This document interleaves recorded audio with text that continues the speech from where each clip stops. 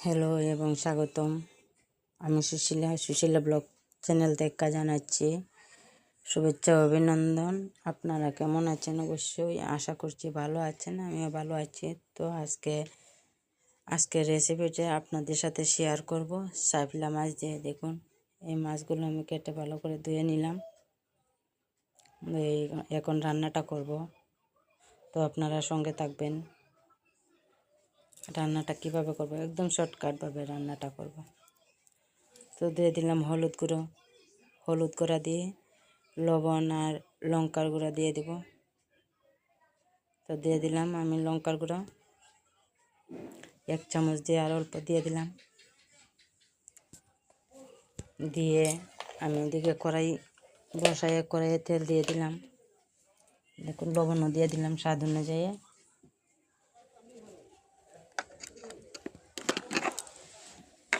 তো আমি কড়াইয়ে বসালাম, কড়াইতে আমি তেল দিয়ে দিলাম।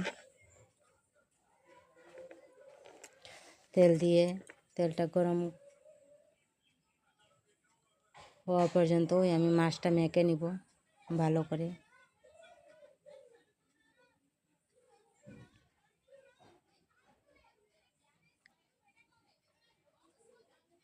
তো আমি পেঁয়াজটাও দিয়ে দিলাম, পেঁয়াজটা ভেজে নিব। এই রান্নাটা একদম শর্টকাট, কিন্তু খেতে দারুণ লাগে।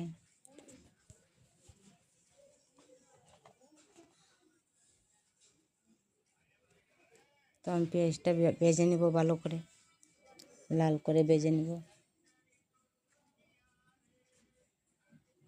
ছোটো মাছ তো অনেক রকমই খাওয়া যায়, আর ছোটো মাছ খাওয়ার টেস্টই আলাদা। বন্ধুরা, আপনারা তো জানবেন ছোটো মাছের টেস্ট আলাদা। এই একটাই দুঃখিত, আমাদের এখানে মাছ সব কিছু কিনে আনতে হয়। বরফ দেওয়া মাছ থাকে, কোনো সময় লোকাল পাওয়া যায়, কোনো সময় লোকাল পাওয়া যায় না।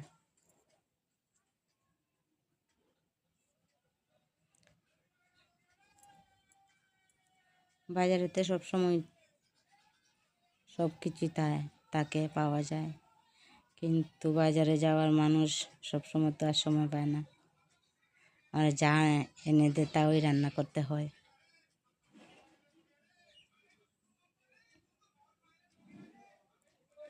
বাড়িতে মাছ নিয়ে আসে, তো এই মাছ কোনো সময় কিনি, যখন বাড়িতে দরজার সামনে নিয়ে আসে মাছ রেখে রান্না করে নিই। আর বাজারে গেলে তো খুব ভালো ভালো মাছ পাওয়া যায়, লোকাল চালানি সব কিছু পাওয়া যায়।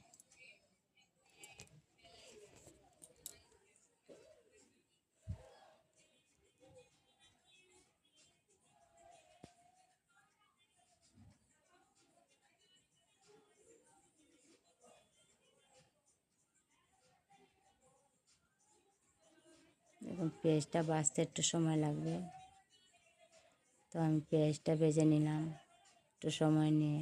আপনারা ধৈর্য সহকারে একবার দেখুন ভিডিওটা, খুব ভালো লাগবে এই মাছের রেসিপিটা। বেশি সময় ভিডিও না, শুধু 8 মিনিটের ভিডিও। আপনারা একটু ধৈর্য দিয়ে দেখুন।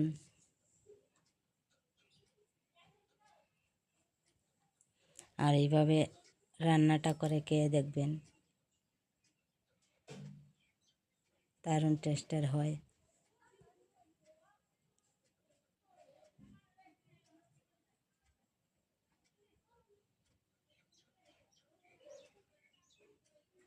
আর আমার ওই বাসটা ঘোরাতে পারবো না, আমি রান্না করতে করতে 7 বারই চুলাটা মুছে মুছে রাখবো। আমার এই একটা অভ্যাস।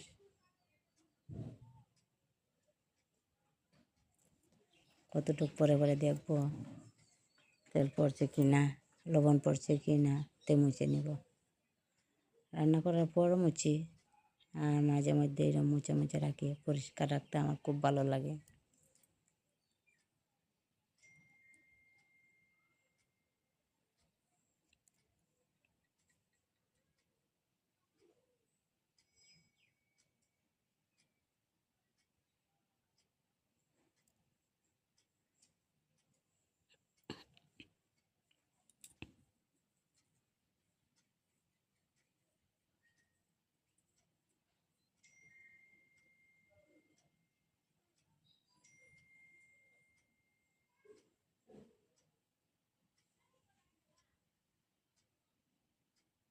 দারুণ টেস্টের সাইফলা মাছের ভাজি। তো দেখুন আমি পেস্টটাও হয়ে গেছে, আমি দিয়ে দিলাম মাছটা দিয়ে একটু নেড়ে চেড়ে দিয়ে আমি ঢাকা দিয়ে মাছটা ভেজে নিব। আর গ্যাসের আঁচটা একদম লো না আর মিডিয়ামে না, এইভাবে গ্যাসের আঁচটা রাখবো। এভাবে 2-3 বার ঢাকা দিয়ে রান্নাটা করে নিব, আমার রান্নাটা কমপ্লিট হয়ে যাবে। দেখুন এভাবে আমি ঢেকে দিলাম। মাছটা একদম মচমচা করে ভাজবো না, গামা গামা থাকবে, দারুণ লাগে এভাবে রান্নাটা করলে।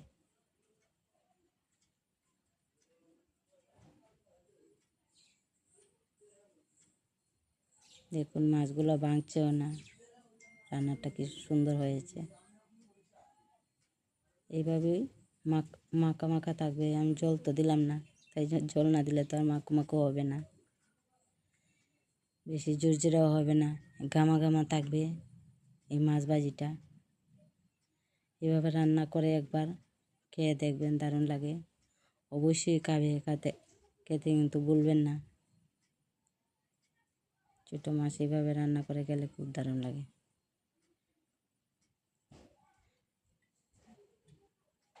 আর দেখুন আমি বাকি রান্নাটাও কমপ্লিট করে নিলাম।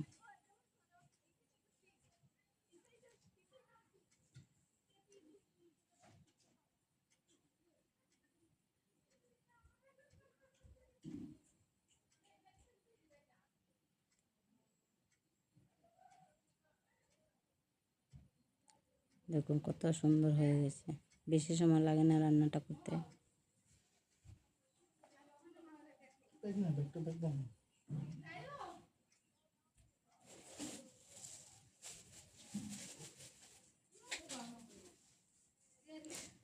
তো ভিডিওটা কেমন হয়েছে অবশ্যই জানাবেন। আর ভালো থাকবেন, সুস্থ থাকবেন, এই শুভকামনা রইল। আমার ভিডিও এই পর্যন্তই আজকের জন্য। ভাই বন্ধুরা অবশ্যই জানাবেন কেমন হয়েছে।